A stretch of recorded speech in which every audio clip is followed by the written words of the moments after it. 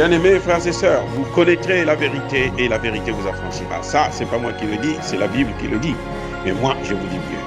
Vous connaîtrez la vérité historique, notamment celle de vos ancêtres kémites, et vous aurez une vision globale de ce que c'est que la vraie souveraineté politique. J'ajoute, vous reviendrez à la spiritualité africaine ancestrale et vous comprendrez les enjeux de l'indépendance économique.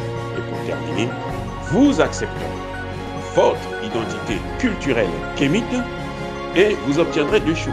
La première, c'est la paix. La seconde, c'est le développement, à une condition.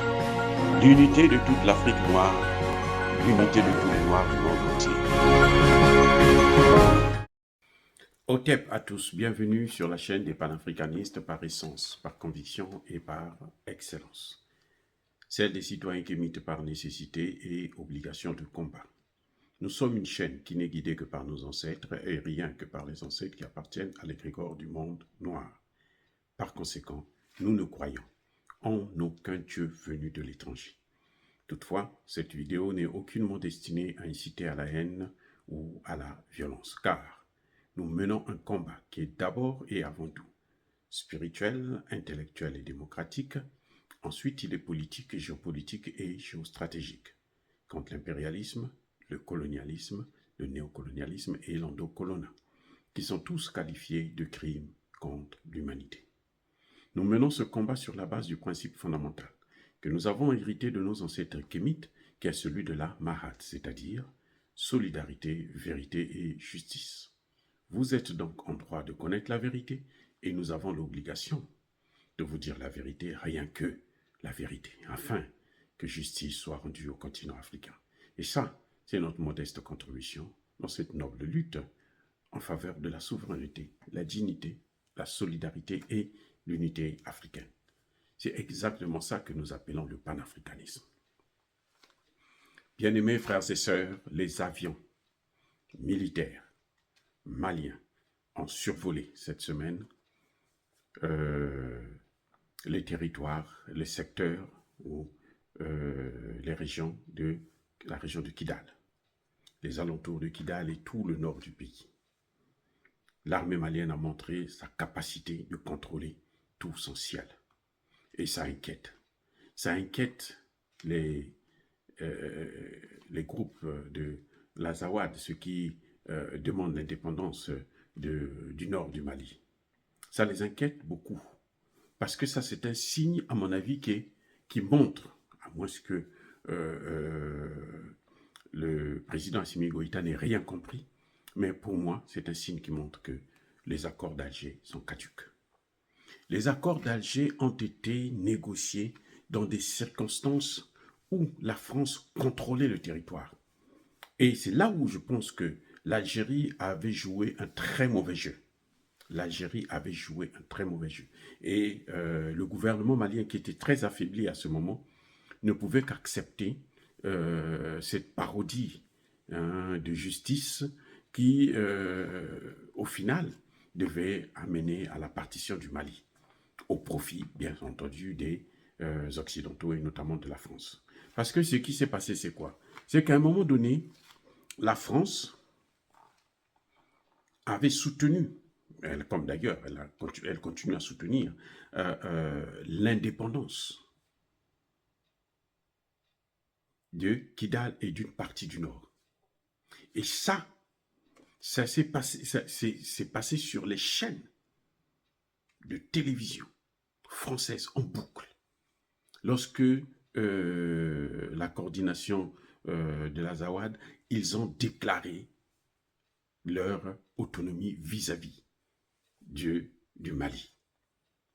C'est la France qui a soutenu, d'ailleurs, c'est dans ses habitudes, hein, il n'y a pas longtemps, les Français ont interviewé un terroriste, hein, sans gêne, parce que ce terroriste travaille avec eux, parce que ce terroriste les aide à prendre le contrôle de la zone du Sahel. Et donc, ils sont obligés, ils ont fait ce qu'ils devraient faire. Vous voyez? Et ce qui s'est passé, c'est que Kidal, par exemple, était devenu un lieu, une capitale pour ces terroristes-là. Et ils fêtaient même leur indépendance. chaque année, à la même date, au mois d'avril, fêter leur indépendance. Vous voyez, donc il y a un problème qui se pose. C'est ça la vraie situation. C'est que quand l'armée malienne survole le territoire, pour montrer que nous pouvons frapper à n'importe quel moment, n'importe où, dans l'ensemble du pays, du territoire, ça, ce n'est pas bon pour les Français. Ce n'est pas bon pour les Occidentaux. Ce n'est pas bon pour certains Arabes, parce qu'il faut reconnaître que l'Algérie avait joué un très très mauvais jeu en ce qui concerne les accords d'Alger. L'Algérie avait soutenu des accords qui, au final, devraient aller vers la partition. Et c'est pour ça que je conseille vivement les autorités africaines d'arrêter, d'aller négocier à l'étranger, notamment en Occident ou dans les pays arabes comme le Qatar, comme l'Arabie Saoudite, comme l'Algérie, comme tous ces pays-là. Parce que, en fin de compte, ils se disent être nos amis, nos frères, nos voisins immédiats, mais ils ne nous veulent que du mal. Jusqu'à preuve de contraire, l'Égypte, c'était des Noirs. Il n'y avait aucun Arabe en Égypte. Vous le savez très bien. Si vous ne le savez pas, alors je vous informe. L'Égypte, c'était que des Noirs. Kémite, ça veut dire noir. Vous voyez, mais ils ont tout fait, ils ont tout pris. Comme ils sont en train de vouloir maintenant pénétrer l'Afrique pour occuper l'Afrique. Et ça ne peut plus se passer encore une fois de plus. Donc je salue ce que l'armée malienne a fait, les FAMA, le fait de survoler le territoire et de faire trembler tous ces groupes qui pensent qu'on peut diviser l'Afrique comme on l'avait fait en 1985. Maintenant, c'est fini.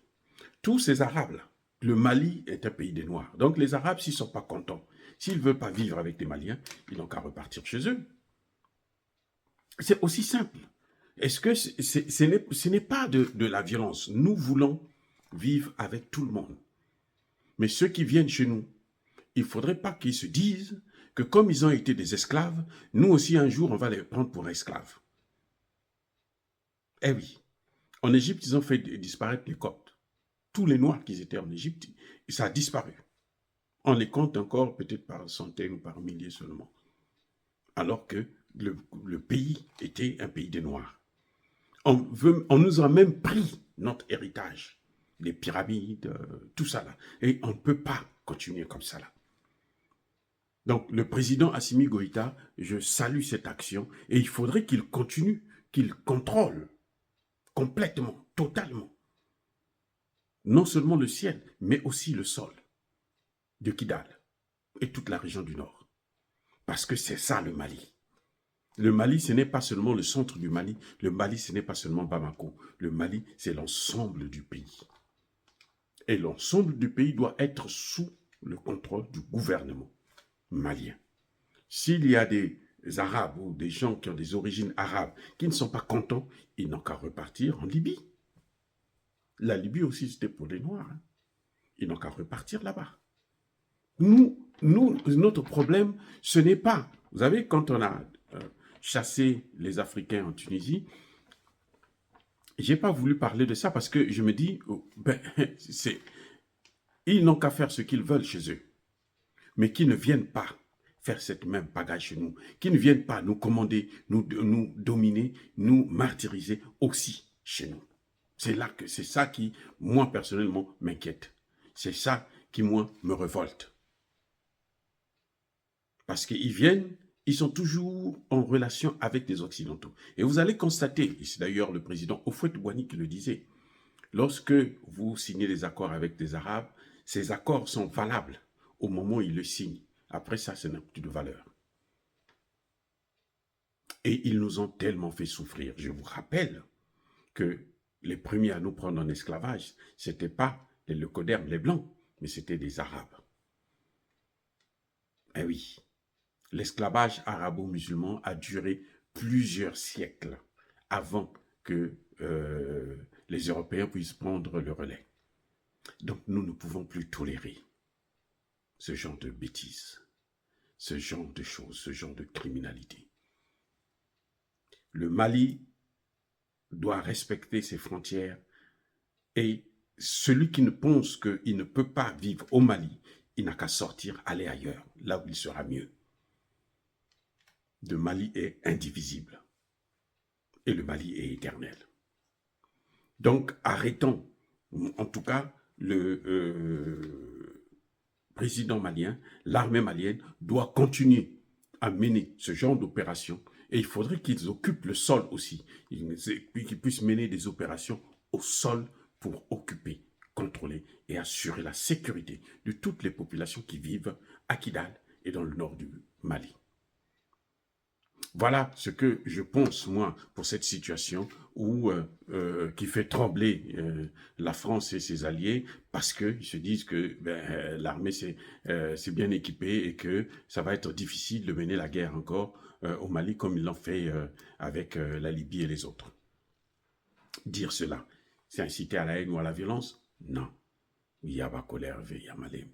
Nous sommes en démocratie, nous respectons la liberté de la presse, les gens nous critiquent, nous aussi nous devons dire ce que nous pensons, qu'on le veuille ou non. Encore une fois, bien-aimés frères et sœurs, soyez bénis, abondamment bénis par le Dieu des Kémites. Mais que tous ceux qui persécutent le continent africain, tous ceux qui le pillent et le déstabilisent, qu'ils soient noirs, blancs, arabes, chinois, russes, indiens ou qui que ce soit, qu'ils soient maudits, punis, foudroyés, neutralisés, écrasés, effacés par ce Dieu des Kémites et par nos ancêtres angélisés. Vive l'Afrique éternelle. J'ai dit et j'assume.